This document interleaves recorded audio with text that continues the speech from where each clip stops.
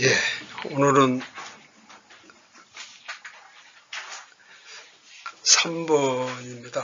페이지로 아마 4페이지로 알고 있는데요.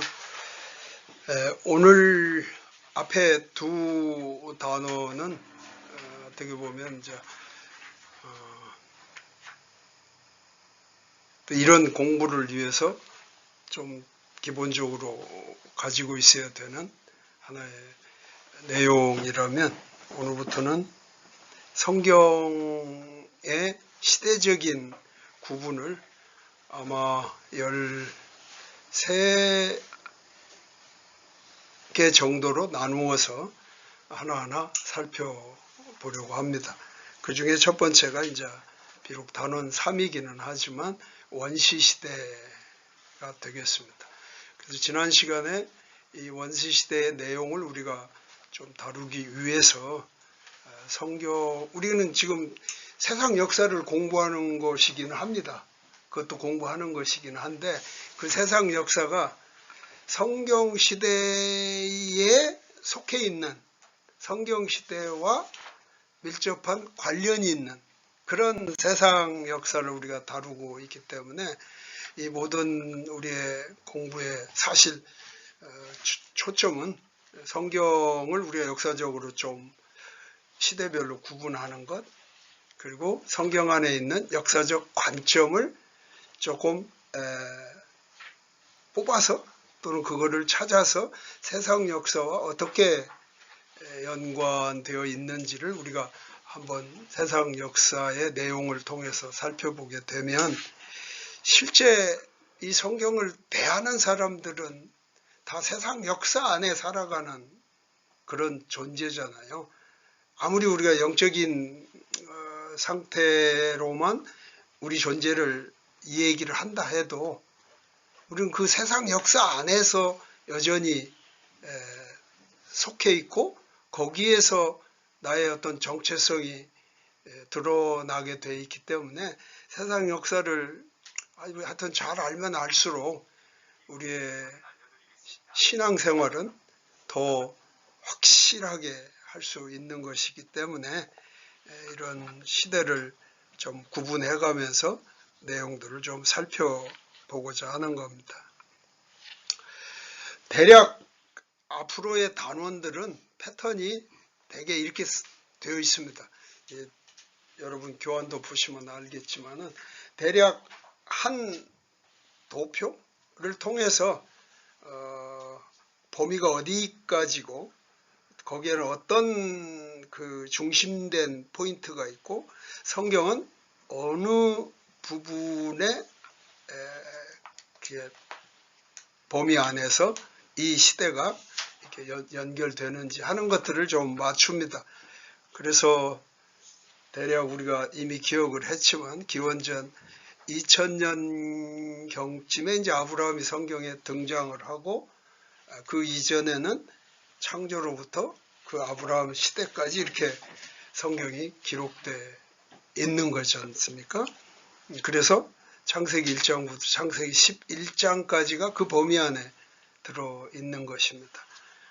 그래서 이 공부를 우리가 할 때 이 성경의 범위를 좀 읽고 참석을 하시면 훨씬 세상의 역사의 요점들이 그런 것과 연결이 되면서 좀 더 쉽게 이해될 수 있는 부분이 있다 생각을 합니다. 그래서 대략 그 시대, 성경의 시대를 우리가 구분해 가지고 이런 도표를 통해서 한번 보여드리고,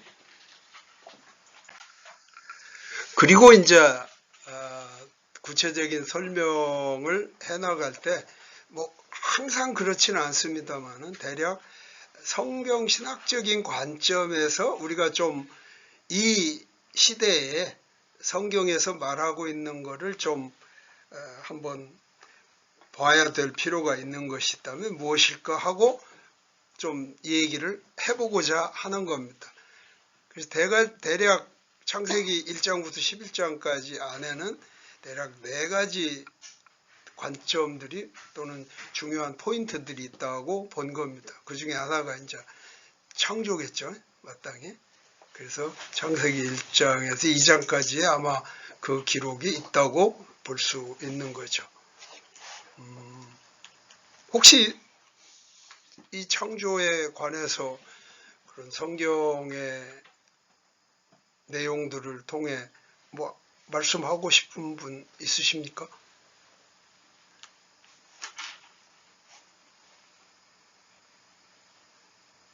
뭐 나는 창조를 잘 안 믿는다든지. 근데 지금 여기서 이 소리 하면 제가 웃듯이 너무나 웃기는 얘기잖아요. 근데 제가 그냥 조금 미국에 살면서 공부를 할 때 들은 얘기 중에 굉장히 쇼킹한 얘기를 들은 게 있습니다. 이미 그 앙케이트 조사는 그 당시만 해도 한 20년 정도 전입니다. 한 2000년 바로 직전에 들은 얘기로 한 20년 전이면 1980년 뭐 어간이라고 할 수 있는데, 우리가 믿는 성경에 매우 중요한 본질적인 그 기둥들이 있잖아요. 이런 것들을 안 믿는 목사님들이 한 60%, 70% 된다는 그런 조사들이 있습니다.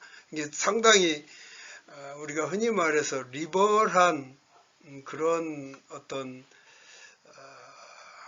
철학을 가지고 신앙을 가르치고 또는 성경을 가르치고 하는 분들 중에 지금 목회자를 얘기한 겁니다.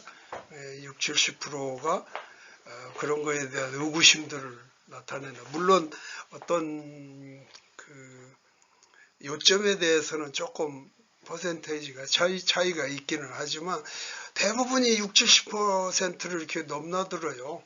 아이고야, 이 정도로 그런 문제들이 좀 희미해졌나, 이렇게 저도 좀 놀래고 그랬습니다만은, 어쨌든 우리는 지금 창조를 절대적으로 믿고 지금 성경에 나온 창조의 어떤 설명 또는 우리에게 알려주는 이 진술들을 철저하게 믿는데, 그렇지 않는 분들도 있다는 것이 갑자기 생각이 납니다. 이건 이제 제가 이 공부를 위해서 한번 좀 창조의 1, 2장을 통해서 뭘 성경이 좀 말하려고 하는가, 제 나름대로의 생각을 좀 가지고 보니까 1장하고 2장은 같은 창조에 대한 이야기이기는 한데, 이런 점에서 조금 다르게 그 창조를 좀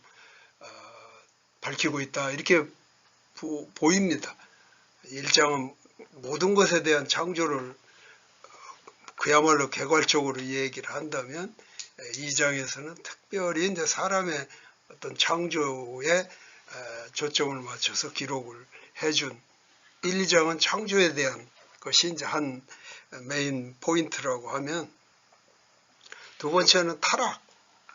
3장에서 대략 한 5장까지의 말씀들이 타락인데, 타락은 뭐 결과적으로는 죄의 결과잖아요. 죄로 인한 나타난 현상인데, 이것도 각 장이 그런 죄에 대한 이야기를 조금 구분을 한 것 같습니다. 죄에 대한 이야기가 이렇게 3장에서 5장까지 있는데, 보면 아담과 이브의 죄라든지, 4장에 가면 가인과 아벨의 죄라든지, 5장에 가면 그들 자손들의 죄라든지, 거기에는 그들 자손만 얘기를 했지만 그 성경의 기록의 흐름으로 봐서는 그들 모두가 죄를 다 진다는 것을 깔고 있다. 왜냐하면 그것이 이제 세 번째 요점으로 가는 홍수에 이르르면 맨 먼저 언급하는 포인트가 죄가 이 땅에 가득 찼다고 말을 합니다. 아담과 이브, 또는 가인과 아벨만 죄를 막 져가지고 세상에 죄가 가득 찼을까요? 아니죠. 그 자손을 말하는 것은 이들이 마찬가지로 죄를 지어 결국은 세상에 죄가 가득 찼다, 이런 이야기를 하는 거고, 그랬을 때 하나님은 우리에게 말씀해 주고 싶은 것은 바로 구원과 심판에 대한 것이 있다는 거, 노아를 통해서 밝혀주는 거. 여기도 성경에 기록되는 흐름으로 봐서는 심판과 구원, 이게 아니고 이 상황에서는 구원하고 심판하는 걸로 나오잖아요. 그러니까 우리가 조금 저의 조금 신경 쓰이는 부분이, 우리가 구원과 심판이라는 말은 한 쌍으로 늘 쓸 수도 있어요. 그러나 내가 이 쌍을 쓸 때 나의 메시지는, 혹은 내가 지금 이 얘기하려고 하는 포인트는 과연 구원이다, 구원 그리고 심판이냐, 심판 구원이냐, 상당히 다르잖아요.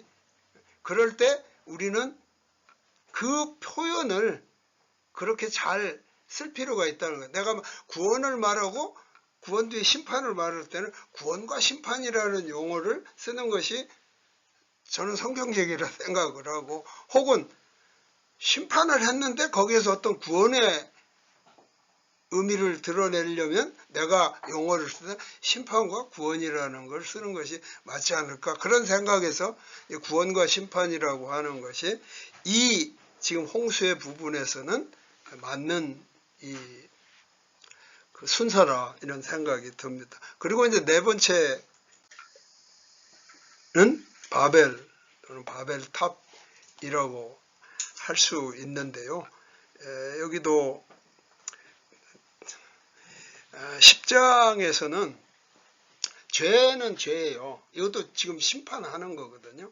죄는 죄인데 이 죄가 앞에서 얘기했던 그런 죄와는 조금 다르게 어떤 연합적인 그런 행위, 혹은 그런 의도에서 가지는 어떤 죄를 좀 포인트하지 않았나, 제가 보는 성경의 조금 세밀한 부분입니다. 그리고 이 바벨탑에서도 역시 심판의 얘기가 등장을 하는데, 이것은 심판하고 구원하는 그런 내용으로 우리에게 좀 보여주고 있다. 그래서 여기서는 심판과 구원이라는 그런 좀 순서를 좀 사용을 한 겁니다. 그래서 우리가 이제 12장부터 가면 어떤 얘기를 성경이 우리에게 보여주려고 하는 거냐 하면, 핵심은 구원입니다. 구원을 지금 하나님이, 그래서 앞에 두 번이나 지금 상황이 벌어졌잖아요. 만약에 구원과 심판 또는 심판과 구원이라는 것을 하나님이 그냥 한 번 얘기하고 말았다면 노아의 그 얘기를 하고 끝났어야 되는데, 그 뒤에 또 바벨탑에서 그런 얘기가 등장을 하고, 그거는 순서를 달리 심판하고 구원하는 그런 의미를 우리에게 던져주는 것은, 이 이후에는 구원에 대한 이야기를 하시려고 하는구나. 그래서 아브라함의 등장은 하나님의 우리를 향한 구원의 방법 내용이 창조에 있어서와는 조금 다른 형태를 갖추고 있다, 이렇게 볼 수 있는 거죠. 이게 1장에서 11장까지의 내용 안에 네 가지 포인트를 좀 장별로 한번 좀 살펴본 그런 내용입니다. 이거는 아까 미리 제가 제 얘기를 하기 전에 질문을 드린 것처럼 그 생각하시는 걸 좀 얘기를 해 주십사 하는 것은, 보는 그 각자의 이게 이제 철학일 수도 있습니다. 각자가 가진 철학, 각자가 성경을 대할 때 어떤 중요 포인트들이 다를 수도 있습니다. 만약에 사람들에게 한번 물어본다면 성경에서 제일 중요한 단어가 뭡니까? 만약 여기 계신 분들은 다 물어보면 다를 수도 있습니다. 다. 그러나 그 중에 어떤 것이 중요하다는 것으로 이렇게 다 의견이 모아질 수도 있고 그렇습니다. 그러니까 바울도 고린도 전서 13장에서 그렇게 얘기했잖아요. 믿음, 소망, 사랑 다 이거 중요한 거야. 그 중에 사랑이 제일 중요하다. 이렇게 말할 때 그 사랑이 모든 것에서 다 제일 중요해. 이런 의미는 아니라고 저는 생각을 합니다. 바울이 설명하는 그 부분에서 지금 고린도 전서의 그 부분에서는 사랑이 그 다른 것보다 중요하게 가르쳐진다고 하는 그 의미를 저는 가지고 있다고 생각을 하는데, 왜냐하면 바울은 믿음의 중요성을 다른 데서는 소망, 사랑보다 훨씬 중요하게 드러내는 데도 있습니다. 또 다른 데는 소망이 그렇고요. 그러나 제일 중요한 건 그 세 가지 중에 어느 것이 중요하냐보다는 그 세 가지는 우리 신앙생활에서 가장 중요한, 어디서나 이 세 가지는 빠뜨리면 안 되는 그런 걸로 바울은 생각했던 것 같습니다. 아무튼 좀 감안해서 이해하시라 하는 의미에서 말씀을 드리는 겁니다. 자, 그리고 또 한 가지 패턴이 등장을 합니다. 그 패턴은 뭐냐면 이제 페이지를 이렇게 넘겨서 보시면 여기부터는 이제 역사 이야기를 하게 됩니다. 그러니까 앞에 얘기는 성경 시대에 있어서 성경의 어떤 내용들로 좀 관점을 좀 살펴보는 거라면, 여기부터 연대기가 나오는 데서부터는 세상의 역사에 그 시대, 성경 시대 안에 있던 세상의 역사를 필요한 것들을 좀 살펴보는 일입니다. 그래서 맨 처음에 연대기로 비교를 하게 됩니다. 왼쪽에 있는 것이 성경 시대의 역사고요. 이 기간 동안에 세상의 역사는 어떻게 비교되는가. 우리가 세상의 역사는 앞에서도 이 얘기 드렸지만 세상의 어떤 곳과 연관해서 보고 있지는 않잖아요. 지역적으로는 메소포타미아 지역하고 이집트가 주된 비교 대상입니다. 이 안에서 어떻게 우리가 좀 기억할 부분들이 있는지를 살피는 거고, 그것이 혹 성경 시대에 비교할 수 있는 그런 부분들이 있다면 연관해서 성경 시대의 요때의 이야기는 세상 역사 안에서 요 사람과 연결된다든지 이런 어떤 증거가 있다든지 이런 것들을 좀 비교해 보게 될 겁니다. 오늘 그 단원 3에서는 우리가 이집트를 먼저 보고 그 다음에 메소포타미아 지역을 살펴보겠습니다. 계속 말씀드린 것처럼 이집트는 왕조의 변화만 우리가 살펴보면 되지만 메소포타미아 지역에서는 나라들이 계속 바뀌거나 연결된다고 하는 것을 기억하실 필요가 있습니다. 이게 이제 패턴으로 연대기에 나오는 이런 내용입니다. 그래서 이집트부터 좀 살펴보도록 하겠습니다. 근데 원시시대라고 이게 시대적인 제목을 써놓다 보니까 왜 원시시대냐, 원시시대란 뭐냐 하는 이야기를 좀 서론적으로 살펴볼 필요가 있습니다. 먼저 역사 이전 시대, 역사로서 기록 기록되지 않은 시기를 역사 이전 시대라고 말할 수 있습니다. 그래서 역사란 말을 한마디로 말해 본다면 기록되어진 것입니다.